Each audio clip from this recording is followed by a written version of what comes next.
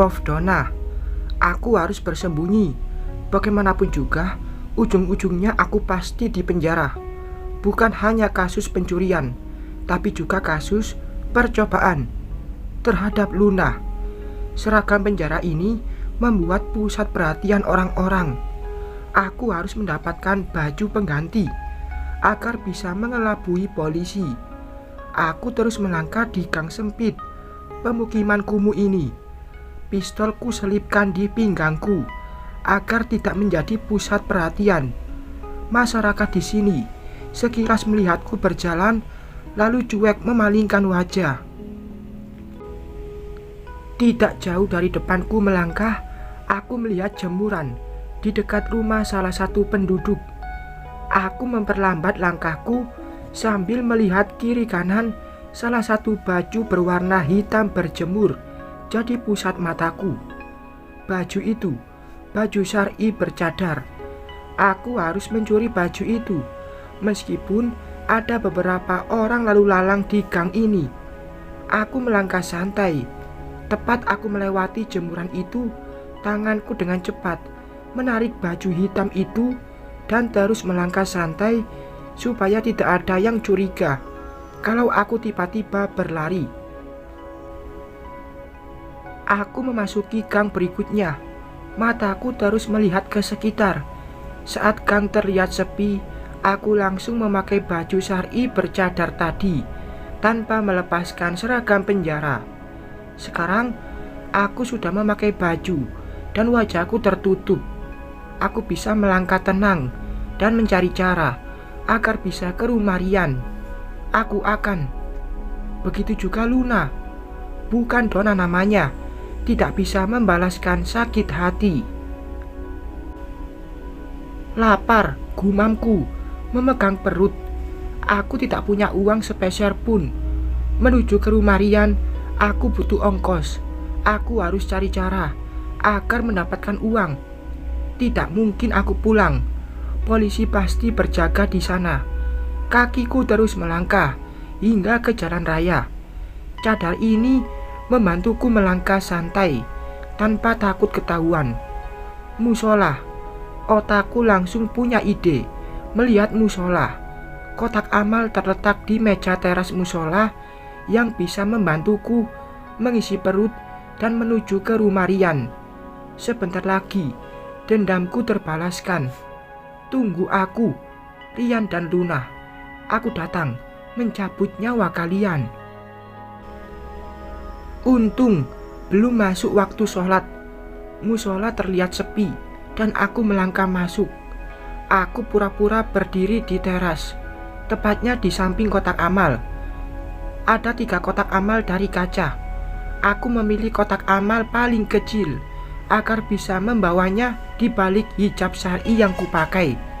Aku wanita cerdik. Prof Rian atau Maria. Ternyata Donna belum berubah. Aku yakin dia menuju ke sini. Ingin. Sebelum itu terjadi, aku akan menembaknya hingga aku berdali karena menyelamatkan diri. Uangku bisa membebaskan aku kalau seandainya di penjara. Lani, aku harap kamu bisa selamat dari Donna. Aku tidak ingin sekarang kamu mati di tangan Donna, meskipun aku berhasil menyelamatkanmu dulu. Bayangan saat aku menyelamatkan Luna masih segar di ingatanku. Saat itu aku mencari Donna karena ingin. Ibuku diri di penjara. Semua bukan kesalahan ibuku. Donna menjadikan ibuku kambing hitam atas kematian adik kembarku bernama Riana. Ibu stres atas kematian Riana serta hukuman seumur hidup hingga diri di penjara. Entah dari mana ibu mendapatkan pisau silet dan menyayatkan ke nadinya. Aku menyesal aku terlambat pulang dari luar negeri karena mengikuti kontes kecantikan dan operasi serta wajah. Bertahun-tahun aku di luar negeri menempuh pendidikan bidang kecantikan. Setelah melarikan diri karena membuat malu keluarga, karena aku kelainan. Donna mempermalukanku, penyebab aku lari. Aku sukses dalam karirku, tapi aku tidak sukses melindungi adik dan ibuku. 4 hari aku mengawasi Donna. Aku juga melihat Luna sedang hamil. Hingga suatu malam, kuikuti Donna masuk ke rumah itu dengan Mila. Dari gerak-geriknya sangat mencurigakan, sampai mereka keluar lagi dari rumah itu dan membawa Luna terbungkus selimut yang aku kira itu adalah mayat. Aku terus mengikutinya hingga di jalan dekat sebuah jurang. Ternyata dia menyadari kedatangan mobilku hingga kabur, meninggalkan Luna yang sedang sekarat. Aku berubah pikiran. Terlalu gampang kalau hanya membuat Donna langsung dipenjara saat itu. Aku ingin dia merasakan sakit hati dan menderita. Aku merangkul Luna sebelum dia sadar. Aku merubah wajahnya. Ada uang, semuanya gampang. Bertahun-tahun aku menyiapkan rencana untuk membalas Donna. Aku sangat tahu sifatnya. Sekarang yang menjadi pertanyaanku, kenapa Donna menyebut tentang anakku? Malam ini, Miss Ria memintaku agar menginap di rumah Bayu. Semua ide Bayu, termasuk meminta Rio, juga menjagaku. Aku tidak menolak karena mereka mencemaskanku. Donna pasti datang mencariku atau Miss Ria yang dikenalnya dengan nama Rian. Kami makan malam bersama. Aku duduk di samping kanan Caca. Bayu duduk di samping kiri Caca. Sedangkan Rio duduk di kursi yang berhadapan denganku. "Bunda, suapin aku dong," pinta Caca manja kepadaku. "Oke sayang," jawabku. Lalu mengambil sendok di piring makan Caca dan menyuapinya. Caca tersenyum senang. Aku tahu dia sangat bahagia di dekat aku dan Bayu, orang tua kandungnya. "Papa, suapin aku juga," pinta Caca ke Bayu setelah nasi di mulutnya habis. "Iya sayang papa," jawab Bayu menyuapi Caca seperti yang aku lakukan. Rio menyaksikan aku dan Bayu menyuapi Caca.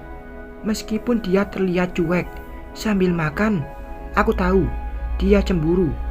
Aku tidak sanggup menatap mata Rio sekuat hati. Aku mengusir Rio dari hatiku. Sekuat itu juga dia kokoh dan bersemayam. "Bunda, ayo suapin Caca lagi," ucap Bayu kepadaku. "Mau disuapin lagi sayang?" Aku menatap Caca. Caca menganggukkan kepala.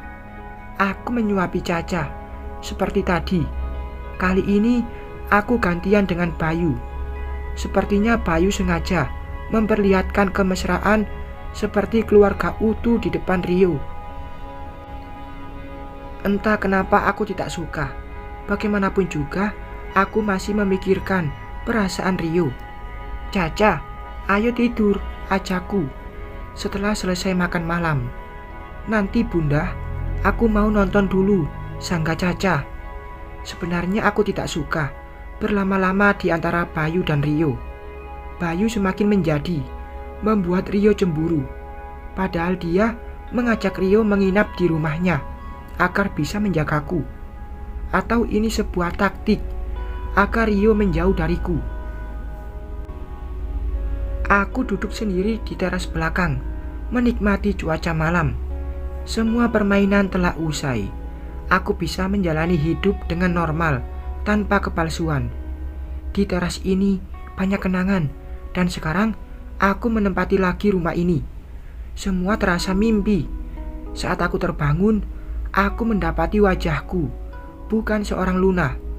Miss Ria berhasil merubahku, meskipun aku tidak menginginkannya. "Boleh aku duduk?" Rio muncul dari pintu. Tanpa aku persilahkan, dia duduk dan menatapku. Aku memalingkan wajah, cuek, seperti dia tidak ada. Mungkin permintaan maaf tidak akan cukup. Akulah penyebab. Mimiku berbuat jahat.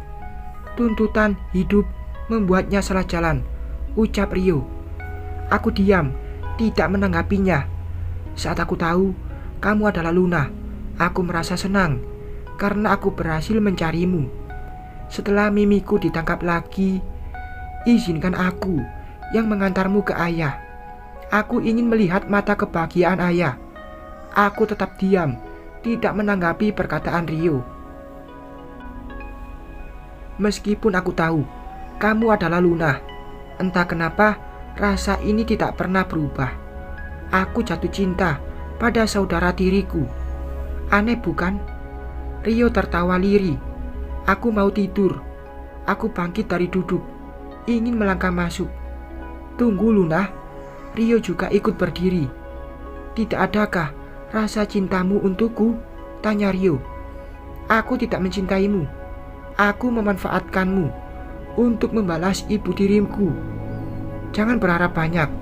Aku melangkah ke pintu. Namun Rio tiba-tiba memegang tanganku. Kenapa kamu tidak menatap mataku kalau berbicara? Tidak penting, jawabku ketus. Maaf, aku terlalu percaya diri melihat cinta di matamu. Lepaskan, aku ingin masuk. Aku berusaha melepaskan tanganku. Rio benar, aku punya cinta untuknya, tapi bukan untuk ku pertahankan. Aku ingin lepas dan jauh darinya. Melihatnya mengingatkanku pada Donna. Lepaskan tanganku, Rio. Suaraku lebih lantang. Kami saling beradu pandang. Mata itu terus menatapku. Aku tidak sanggup. Rio melepaskan tanganku, lalu aku masuk tanpa ragu. Saat aku melewati pintu, kulihat Bayu berdiri. Dia seperti menyaksikan percakapanku dengan Rio. Malam ini, aku tidur di kamar Caca. Aku memeluk putriku erat. Rasanya aku tidak percaya bisa tidur memeluk putriku sendiri. Sudah lama aku menginginkan seperti ini. Kamu mau kemana, Luna? Tanya Bayu saat aku melangkah ke pintu. Aku mau menemui ayahku. Jangan sekarang, Tante Donna pasti mengincarmu. Aku mau bertemu ayahku. Kamu tidak punya hak melarangku. Aku kesal, Bayu mengaturku. Aku hanya mencemaskanmu. Tante Donna buronan. Dia pasti mencarimu, membalaskan dendam. Biar aku yang antar, ucap Rio. Mimiku tidak akan bertindak jauh kalau aku ada di dekat Luna, sambung Rio. Baiklah, kamu boleh mengantarku, Rio. Aku ingin menghindari Bayu. Mungkin bersama lelaki yang kucintai akan lebih baik sebelum aku pergi jauh dari kehidupannya. Aku juga ikut, pinta Bayu. Sepertinya Bayu cemburu. Aku tidak suka di sisi Bayu. Rasa di hatiku sudah hilang sebelum berkembang. Oke, mungkin berdua lebih baik menjaga Luna, ucap Rio. Tidak usah, aku mau Rio mengantarku. Semata-mata karena dia anak Donna, jawabku ketus. Bayu terdiam. Aku pergi bersama Rio ke tempat ayah. Ayah juga harus tahu kalau aku adalah Luna. Tidak adakah sepatah kata untukku? Rio membuka percakapan di atas mobil. Antara kita, sebaiknya tidak ada yang perlu diucapkan, jawabku, menatap keluar. Oke, setidaknya caramu itu membuatku semakin pantas mendapatkannya. Terima kasih. Aku tersenyum sinis.